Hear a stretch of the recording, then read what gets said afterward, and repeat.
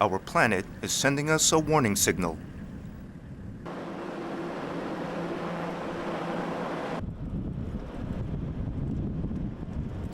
The signal is coming from Africa, the last remaining fertile continent on Earth.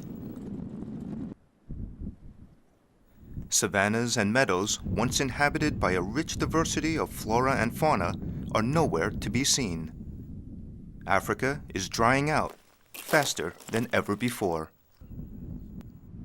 지금 이곳 아프리카에는 지구 온난화로 인한 사막화가 곳곳에서 진행되고 있습니다. 이곳 동아프리카의 케냐도 예외는 아닙니다. 산과 들이 빨갛게 황폐해지면서 죽어가고 있고 나무들이 타는 가뭄으로 앙상하게 말라가고 있습니다.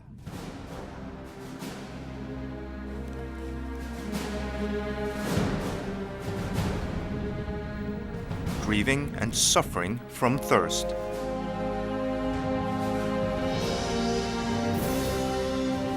The broken souls on this continent are crying out for help in my photos.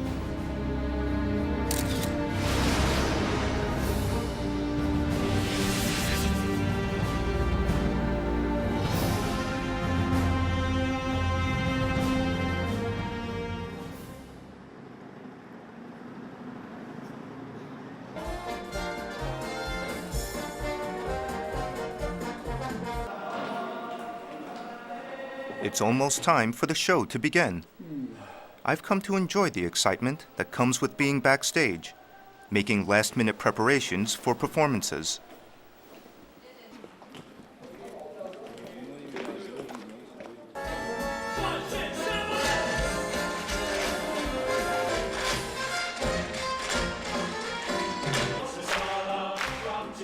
I've been an actor for over 30 years now.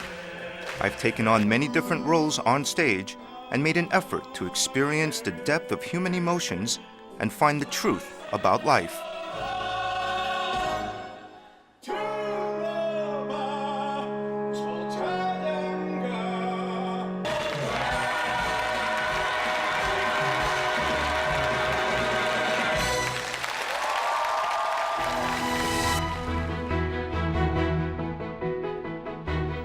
As I gained more recognition as a professional actor, I felt a desire to do something more. I yearned to venture outside my realm of movies and theater. I longed to grow closer to the world around me. 연기의 어떤 그 연기적인 면이나 또는 그 인간 박상원의 면이나 또 배우 박상원의 면이나 이런 여러 가지들이 다 정말 나이에 걸맞는 지금까지 살아온 연기 인생과 걸맞아야 되는 굉장히 그 조심스럽고 또 굉장히 진정성을 가지고 있어야 되고 굉장히 또 성실도 해야 되고 오히려 더 옛날보다는 더 불편한 그런 거를 느끼는 요즘이네요.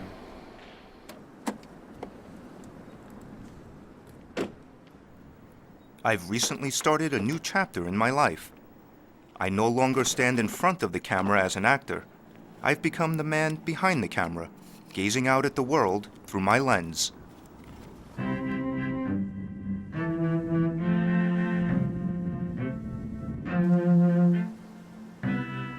Under a clear blue sky, feeling the breeze on my face, I attempt to communicate with Mother Nature. And that's when I become one with our planet. If you listen closely, you can hear the stories of nature and our environment. With the help of my camera, I take these stories and pass them on to others.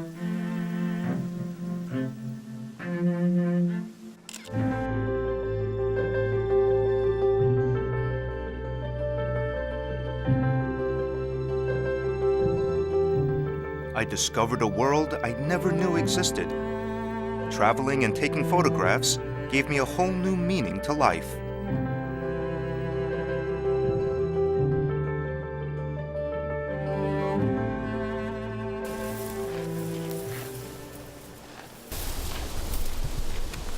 답답한 도심을 벗어나서 가까운 곳에 이런 공간을 만나니까 정신도 맑아지고 가슴도 열리고 이런 자연이 우리 인간에게 얼마나 소중하고 또 지켜야 할 것인가 감사하고 더 소중하게 느껴지네요.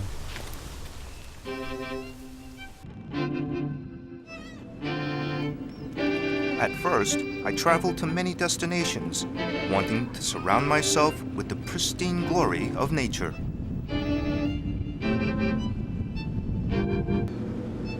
But I began to see what was really going on. Our planet was seriously ill, and I became determined to tell the story of nature to those who may be unaware of this grave situation. 우리 인간에게 너무나 가까이 있었고 그래서 늘 당연하다고 생각했던 이런 물, 공기 그리고 이런 갯벌들이 우리 인간들의 무관심과 무지로 인해서 자꾸 변해가는 것 같아서 안타까운 생각이 드네요.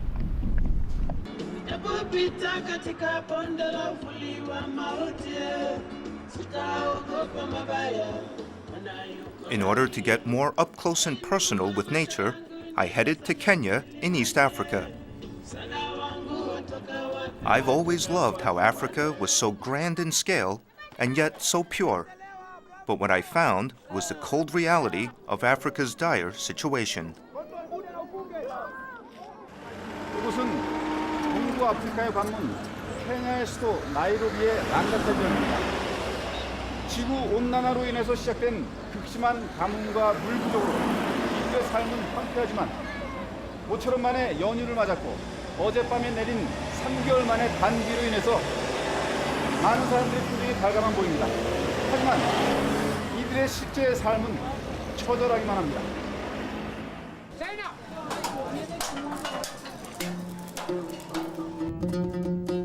Catastrophic droughts have been ongoing for the past 5 years, casting an ominous shadow over Kenya's capital city. 700,000 people are currently residing in Kibera, a town located on the outskirts of Nairobi. People are flocking to urban areas for one reason: they need drinking water. A water truck from an aid organization came into town today. The locals eagerly approach with a container in each hand. It's apparent that they've waited a long time for this moment.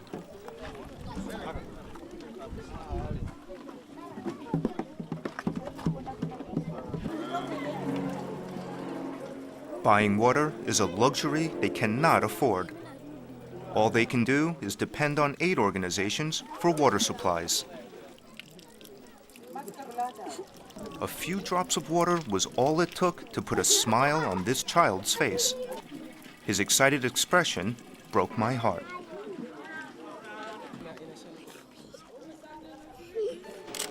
All children should have the benefit of growing up in a healthy environment.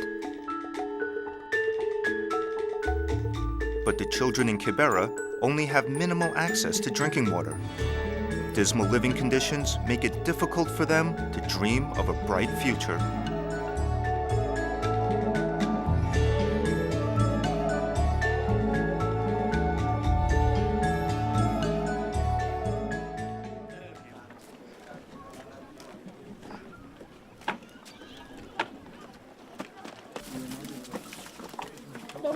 Child carrying a water container walks back home. The container weighs about 20 kilograms, but the boy expertly navigates his way through the maze-like alleys. He needs to make one more trip back to the water truck, so he quickens his pace.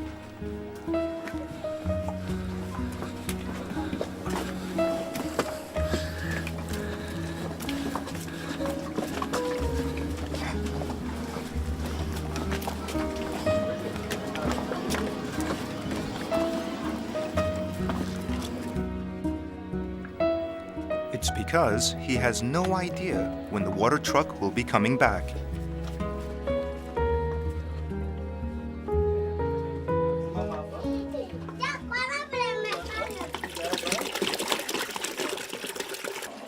The entire family will have to live off a few buckets of water until the truck returns. The children in Kenya spend most of their time looking for water rather than attending school.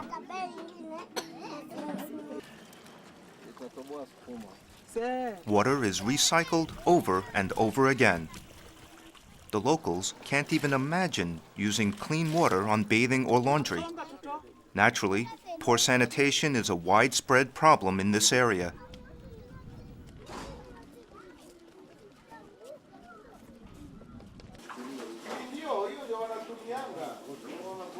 Towns with water facilities also have issues. The water's not clean enough to drink, and there's a disruption in water supply at least 2 to 3 times a week.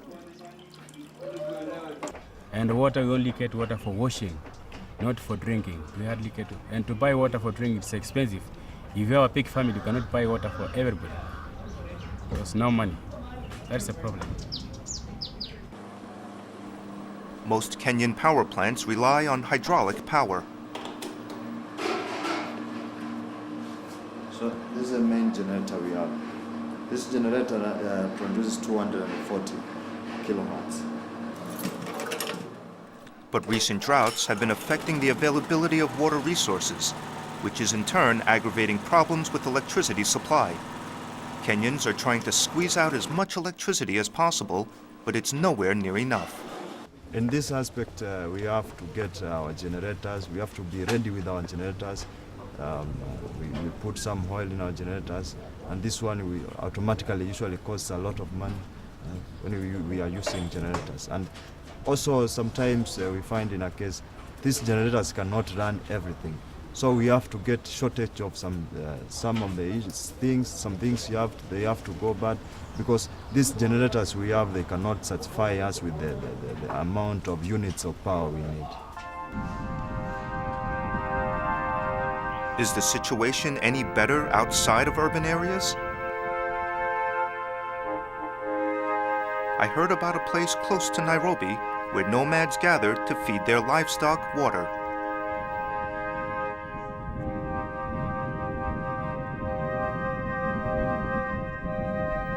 These nomads have traveled more than 100 kilometers for water, but it looks like everything's dried up. This area was a reservoir just 5 years ago.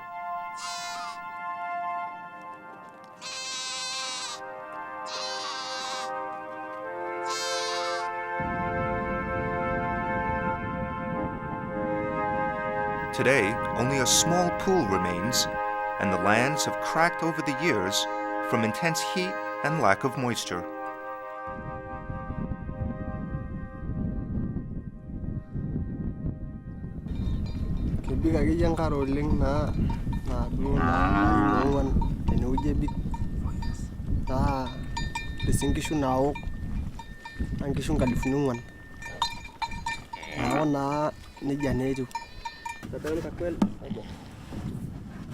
There's no water left in the reservoir, so the nomads had no choice but to dig. This water well was only a few feet deep in the beginning, but now people actually need to climb down to scoop out water. At this rate, people will soon have to dig a hole down to the center of the earth. Since there aren't any water filters available, this underground water supply contains dirt and other impurities.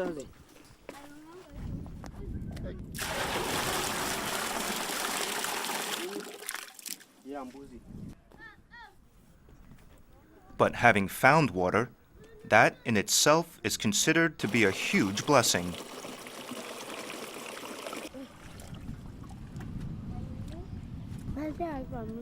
Children take turns taking big gulps of water, trying to satisfy their thirst. This water is not bad to drink, but it is so clear. Iko na madhara kubwa. Tumbo, mtu unasokotwa na tumbo na hara, tena iko vitu ambaye iko ndani, iko visa nyingi iko ndani ya hii maji. Hata tukienda kushota tunapata maneno ingine huko ndani ambaye hata Sasa imeharibu watu roho. Kukunywa hiyo maji hata unasikia tu kama huwezi kuwa mgonjwa, utakuwa mgonjwa kwa maana utakuwa umefikiria kitu kama hiyo. Negu iko shida sana. Many young children are being treated at public health facilities around Kenya for various health conditions. Waterborne diseases are carried by unclean water, making children particularly vulnerable to infection.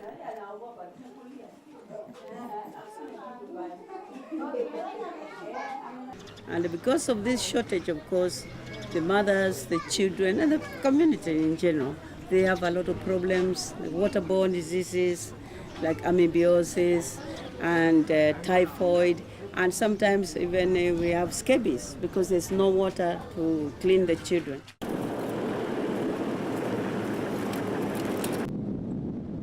I made my way into the heart of Kenya.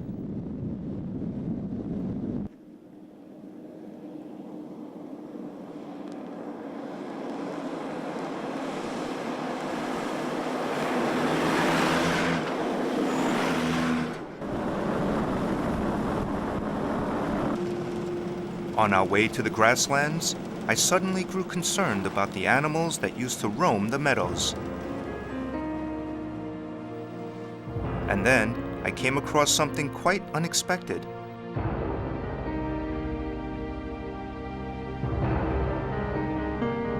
A dead zebra was lying on the side of the road, and there weren't any marks or wounds on its body. This zebra must have been on a journey in search of food.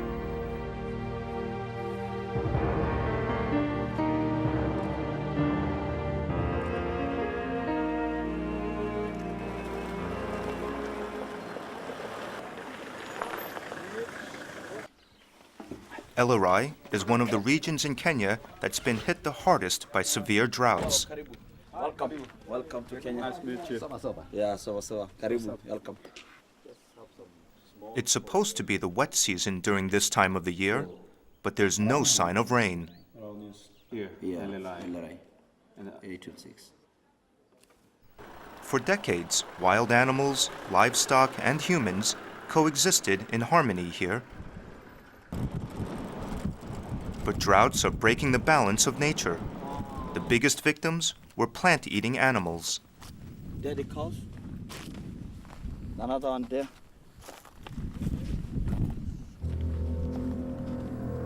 There were carcasses of dead animals scattered across the savannah. It was a gruesome sight. I was at a loss for words.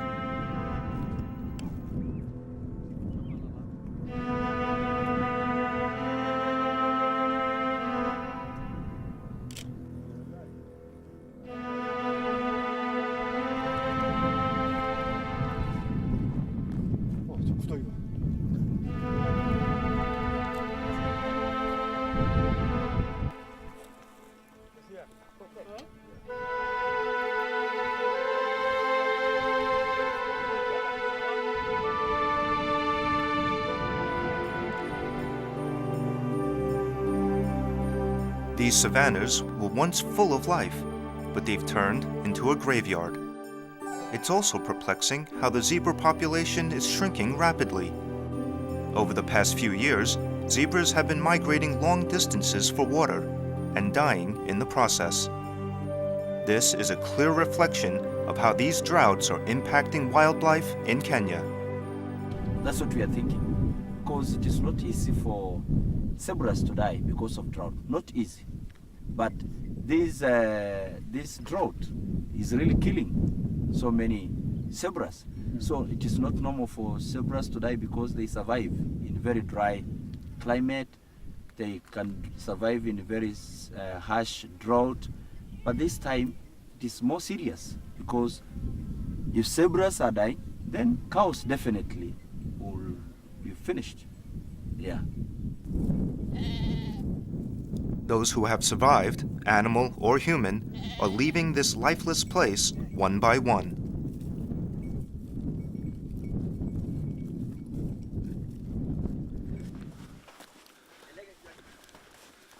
I started walking through this desertified land with a heavy heart. Will the savannas of Kenya eventually become a place of no return?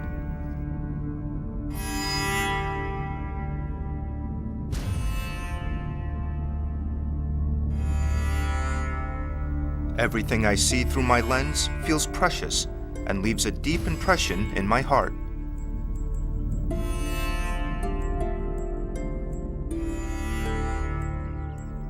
Animals and humans were on the brink of death, struggling to survive. These landscapes may disappear forever from our planet.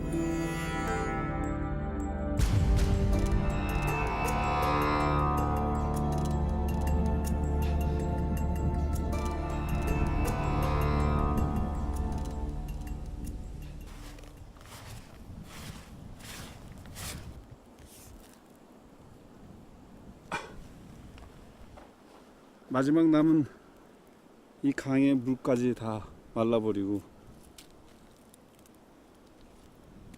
고기도 없고 이 물을 먹고 살아야 될 동물들과 사람들이 다 물이 없어서 죽어가고 있습니다.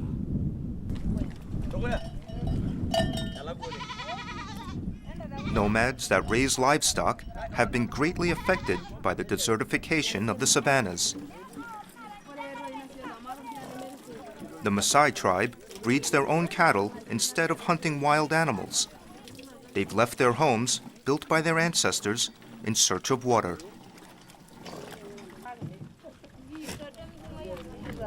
As long as they can feed their livestock, distance does not matter.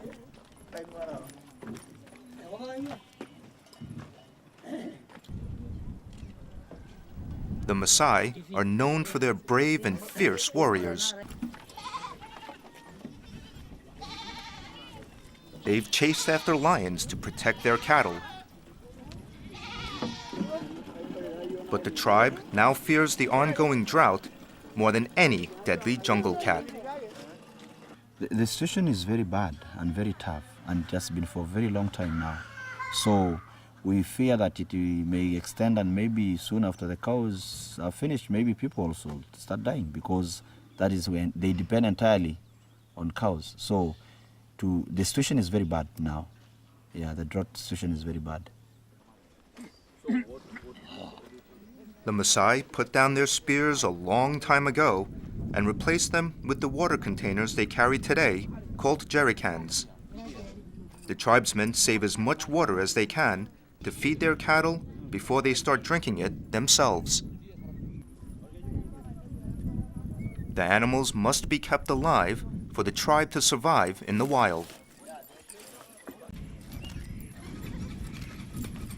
What we are thinking after is maybe after rains, we'll have another new beginning, of which it will be very hard for the farmers, because if animals are dead, then to start anew or to start again, it will not be very easy.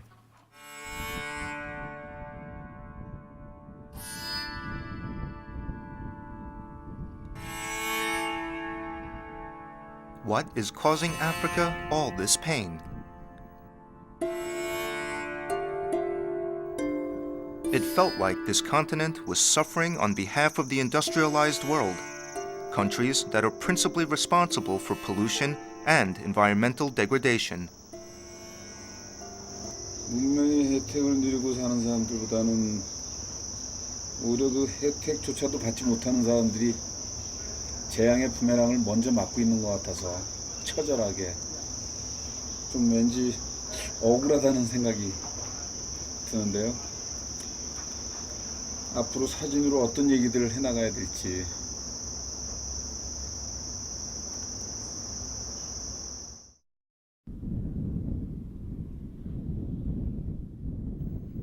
Kenya is a wildlife paradise with 22 national parks and 27 wildlife protection zones.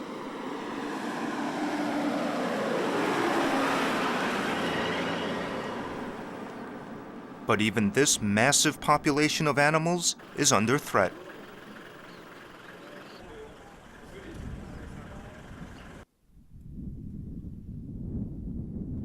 I spotted large towers of dust rising from the grounds of the Amboseli National Park. These airflow tunnels, filled with floating dust particles, forming large towers during the dry season, mark the beginning of desertification. it wasn't hard to see that desertification had already begun affecting this area. This national park should have been packed with safari tourists and animals. It's clearly no longer a wildlife paradise. I was expecting to see impressive herds of rhinos and elephants, but sadly, these large herds only exist in my imagination.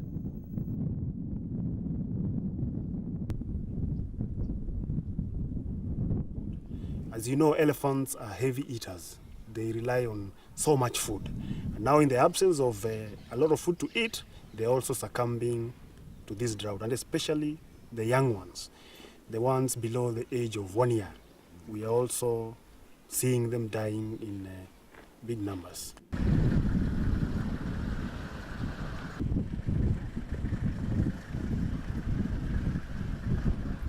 In which all the scenarios tell us that droughts are more pronounced, they will happen more frequently and more extreme, but equally flooding events. We are about to witness here in Kenya, by the meteorological predictions, an El Nino event.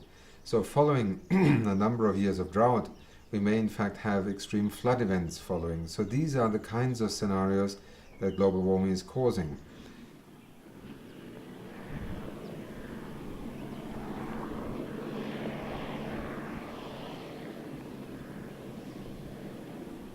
Kenya's national park had been abandoned by tourists.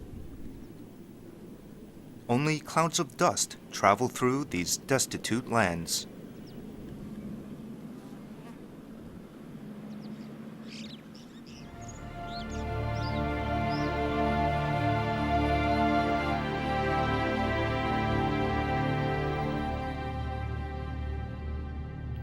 And all that is left are a handful of animals hanging on for dear life. Even the park's remaining wetlands are at risk.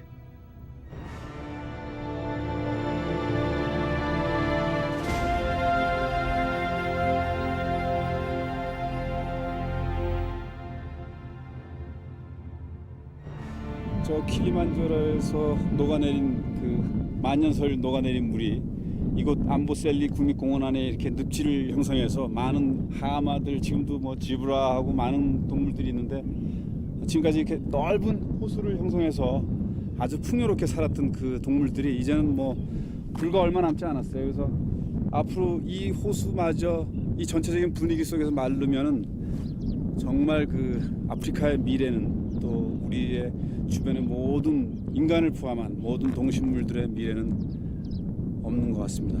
지금 마지막으로 이렇게 정말 아름다운 늪지를 형성하고 있는데 걱정이네요.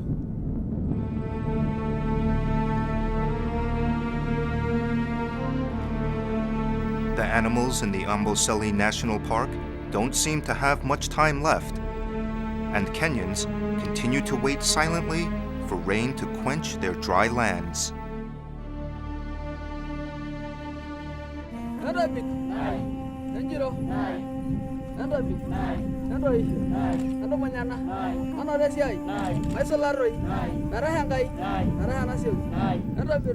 Can the heavens hear their desperate pleas?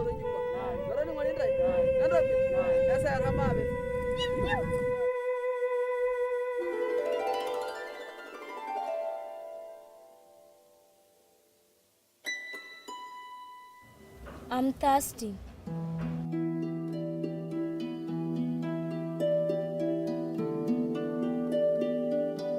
Give me water, please. I need water.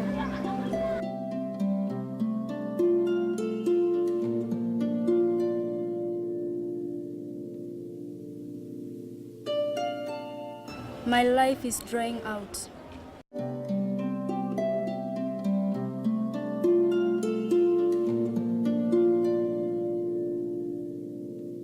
The earth is drying off.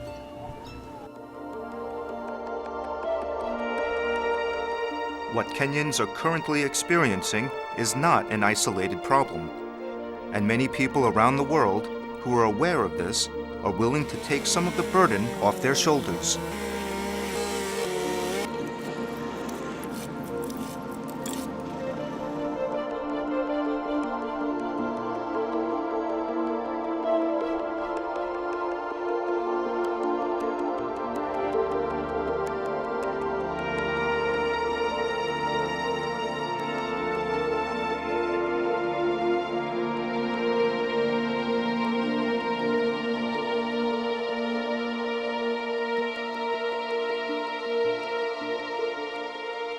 Climate change is the defining challenge of our times. It is the preeminent geopolitical and economic challenges of the 21st century. We do not have much time to waste. According to the world scientists belonging to Intergovernmental Panel on Climate Change, they warn us that we have less than 10 years to avoid worst scenarios. Nomads who are seeking water have no choice but to wander the desert. The Maasai weren't able to get any water in the grasslands, so they brought their cattle and their families all the way to Nairobi.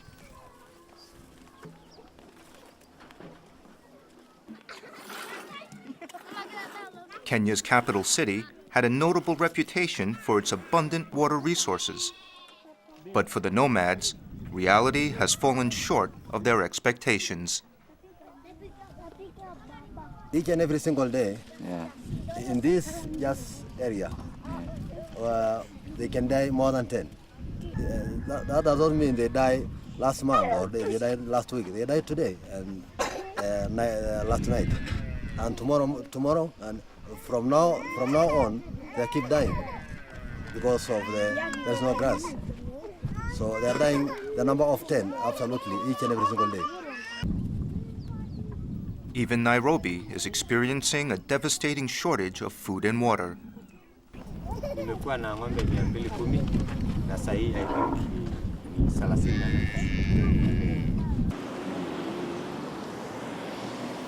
The Maasai's cattle often roam the streets of downtown Nairobi for food. And Maasai tribesmen who used to rule the savannas are now seen as unwelcome visitors, disturbing the peace in urban areas. Their hungry cattle have eaten up most of Nairobi's grass and trees.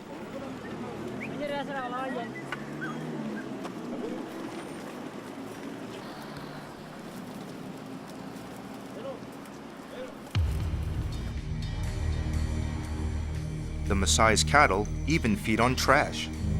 These cows don't just consume plants anymore. I'm concerned about the cows getting ill after eating piles of waste.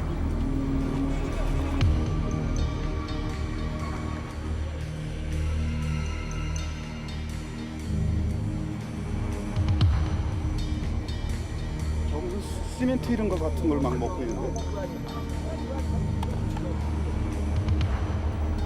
Many cows have already died from consuming waste. A shocking amount of black plastic was recently found in the stomach of a dead cow.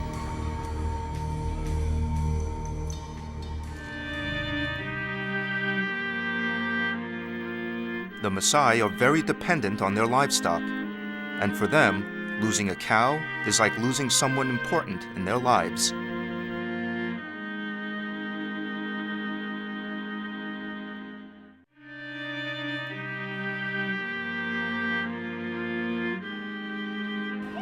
극심한 감과 물 부족으로 물과 풀이 아닌 쓰레기 더미를 찾아 헤매는 소들이 정말 마음을 안타깝게 합니다.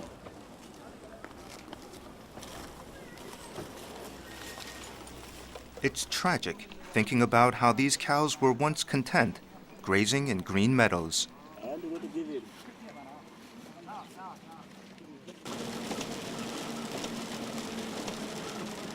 And at last, rain falls across Kenya, as if to heal all the suffering and broken souls.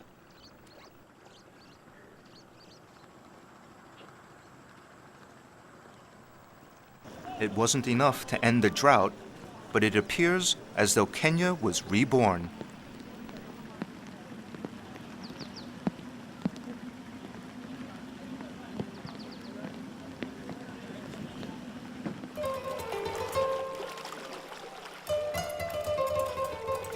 Lake Victoria was filled with water for the first time in months, and the fish market opened right by the lake.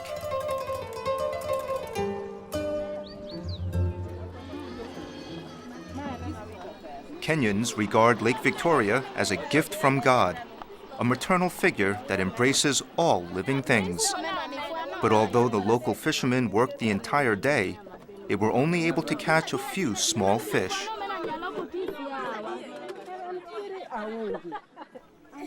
droughts have impacted freshwater ecosystems, contributing to the decline of water levels, increasing the sodium content, and polluting the lake water. As a result, various species of fish have gone extinct in recent years.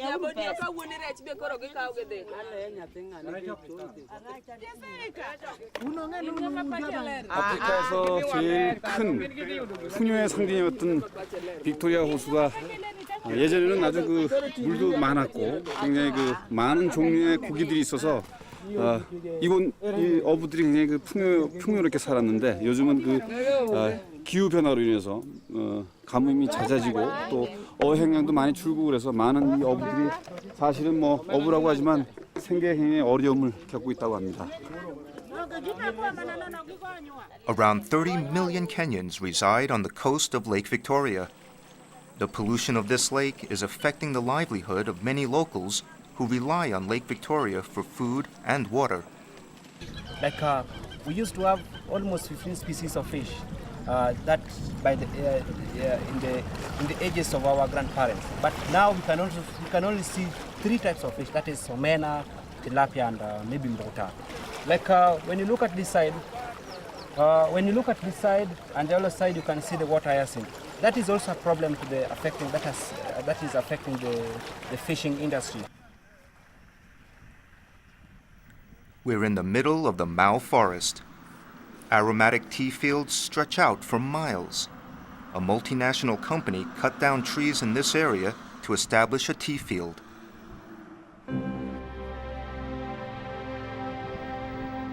The Mau was the largest mountain forest in East Africa, and 12 rivers, including the Nile, run through this forest.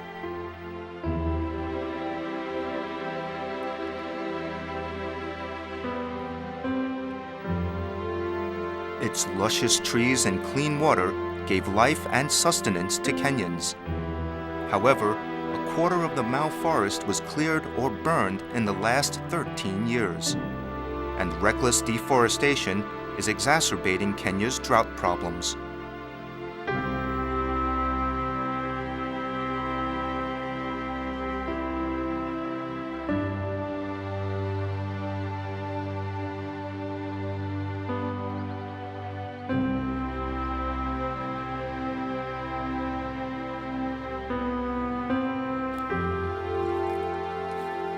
In order to make ends meet, even local farmers are cutting down trees for charcoal production. Large companies are continuously clearing parts of the forest, citing the economic benefits of high-quality paper boxes and paper cups.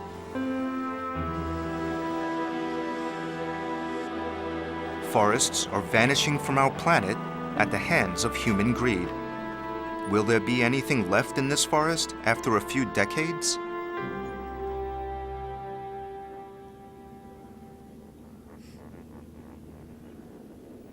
Kenya has already sacrificed invaluable resources for the ambitions of other developed nations.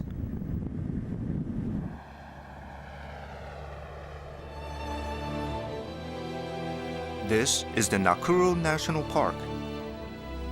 Clean water from the Mau Forest used to flow into this national park, making it an ideal habitat for flamingos. However, the Mau is being destroyed on a daily basis, and Nakuru Lake has also begun drying up at an alarming rate. More than 2 million flamingos inhabited the Nakuru National Park, but that number has significantly diminished. 여기가 지금 원래 다 물이었었고 다 이 홍학의 서식지로 아프리카 최대의 서식지였는데 지금은 날 수 있는 홍학들은 멀리 날아가 버리기도 하고 또 많이 죽기도 하고 이동도 하고 그래서 지금은 이렇게 보잘것없는 그런 홍학 서식지가 된 것 같으네요. 여기 들어오면서 엽서나 이 사진에서는 정말 수만 마리가 장관을 이루고 있었는데 지금은 아주 실망스러울 정도로 너무 환경의 어떤 변화가 정말 그 안타까운 그런 그 상황이네요. Flamingos usually drink clean water and feed on small crustaceans.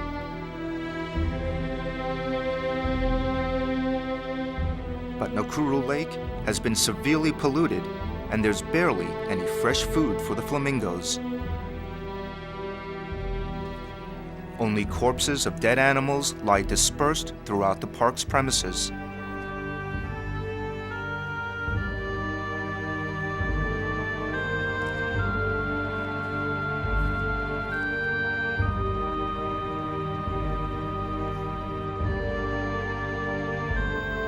I came to Africa hoping to capture the wonder of living things.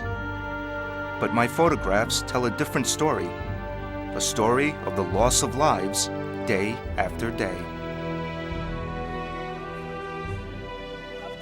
And there'll be no rain for some time, all the water dries up and there'll be no flamingos. To be so sad. And hopefully maybe in the next 2-3 months, if there'll be no rain, then there'll be nothing for us. It's very unfortunate, but we're hoping for the best. Can we not find a way to breathe new life into these beautiful creatures and this once plentiful land? I wish there were a way to turn back time.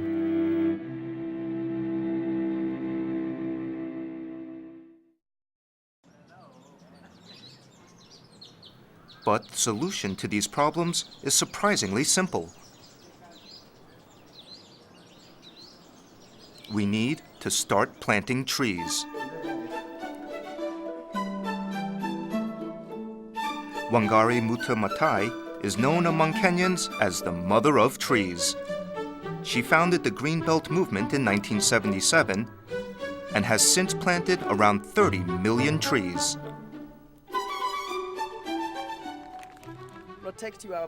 Maathai is not only planting trees, she's planting seeds of hope in the hearts of people worldwide. She also launched the Billion Tree campaign in 2006 and is actively campaigning to protect forests from deforestation.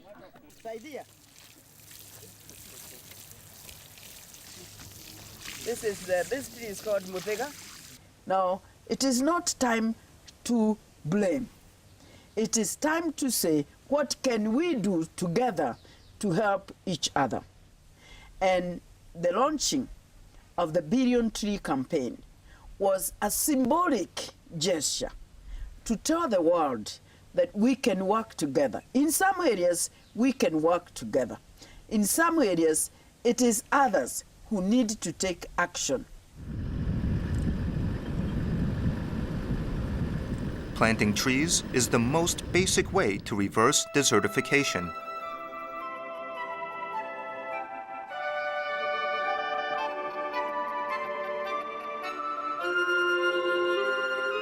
Full-grown trees conserve water, and they can also mitigate land erosion in case of a flood.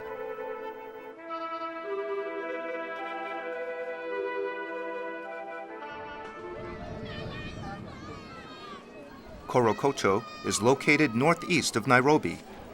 This slum neighborhood was created in the aftermath of Kenya's rapid economic growth.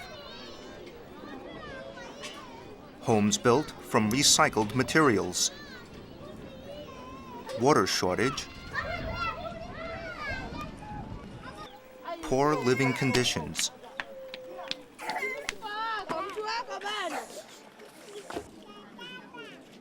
Korokocho is a typical slum, but the atmosphere here is more lively than that of other neighborhoods. Small booths line both sides of the street with a variety of objects on display.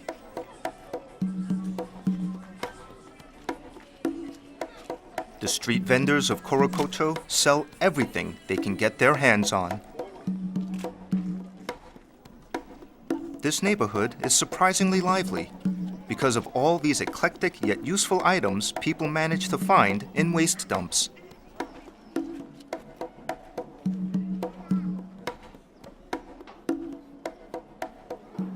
저기 있는 모든 고물들이 이 쓰레기 더미에서 찾아낸 그런 물건들, 쓰레기 더미 속에서 물건을 찾아가지고 생활을 하는, 그리고 여기에는 또 아프리카 42개의 부족들이 모여서 이 쓰레기 하적장을 주변으로 생활을 하면서 또 부족 간의 분쟁이 일어나고, 굉장히 중앙아프리카의 케냐에서는 굉장히 험한 곳. 그러나 꼼꼼히 열심히 일하면 생활의 어떤 그 기반을 잡을 수 있는 그냥 살 거리를 찾을 수 있는 그런 곳인 것 같습니다. There's a place in Corococho where children's laughter can be heard all day long. I was instantly pulled in by the sound of beautiful voices coming from a small structure.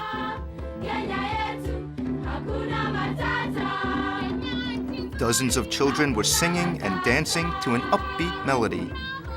All the boys and girls had a big smile on their faces. It was hard to believe that these children were born in slums.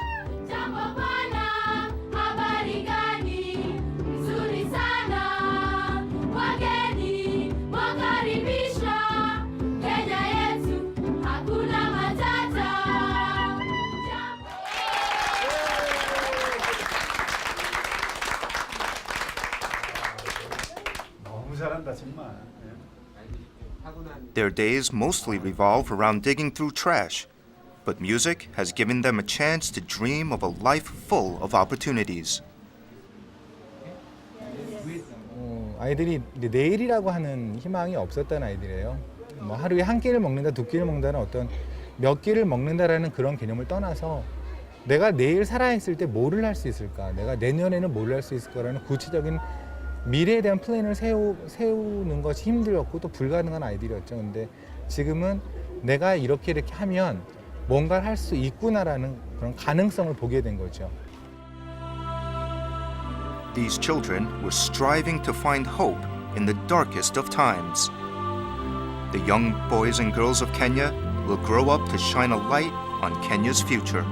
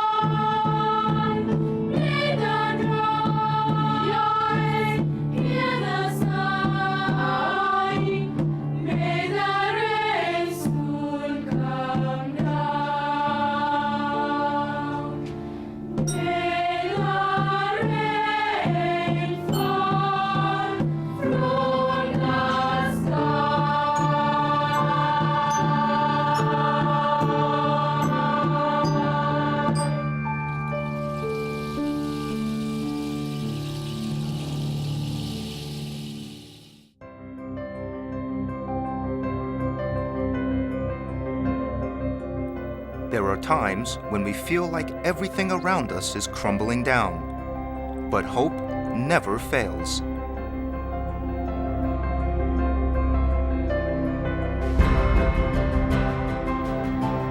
Climate change is mankind's defining crisis, and now is the time for us to make miracles happen, to heal our planet's pain and give hope to our future generations.